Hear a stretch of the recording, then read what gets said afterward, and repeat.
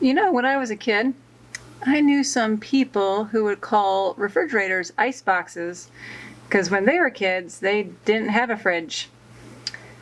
I've always had a fridge, these big, beautiful boxes in our kitchen that save food, keep things fresh. I kind of take it for granted that it's always going to be here.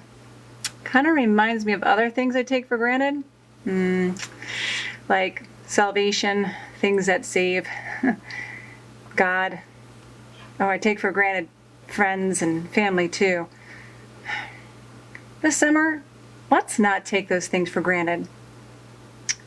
This summer, how can we give thanks for friends and family, for God-saving action, for faith? Because really, faith, friends, family, and God, kind of like fridges, they're lifesavers.